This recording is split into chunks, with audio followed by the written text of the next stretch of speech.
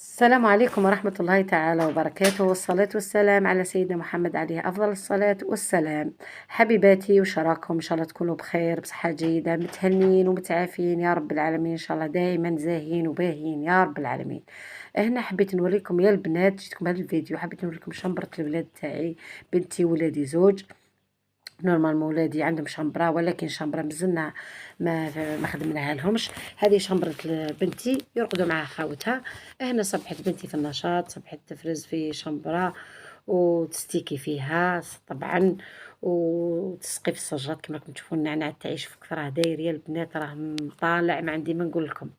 وين الغرسات نموت عليهم، وين تروحوا يا البنات في داري تلقاو ركنه تاع غرسات تاع اشجار، ونصبح نسقي فيهم ومطليه فيهم، ما عندي ما نقول لكم. نحب الشجرات بزاف بزاف. كيما قلت لكم الشمبره هذه تاع بنتي هي وخواتها الصغار، ومازالت فيها ان شاء الله تطورات منه وجاي ان شاء الله. كش ما ندير فيها حاجه جديده راني نوريها لكم يا البنات.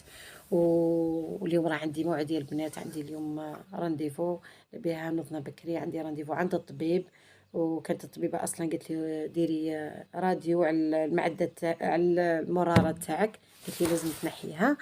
ووليت انا رحت للسبيسياليست، عندي اليوم موعد ورحت للسبيسياليست، ومن بعد طمني يعني الطبيب صراحه، قال لي ما تنحيهاش مادام مش توجع فيك المرارة تاعك، ما تنحيهاش دروكا، قعدي طبيعية. بشوية أدوية هكذا تولي لاباس عليك. حتى قال لي انت وجعك خلاص ومن بعد راكي تنحيها. ولا هناني يعني صراحة أنا ثاني كنت متخوفة منها، والحمد لله. من بعد داني بني كما راكم تشوفوا، دانا كلنا شاباتي أنا وبنتي وبني.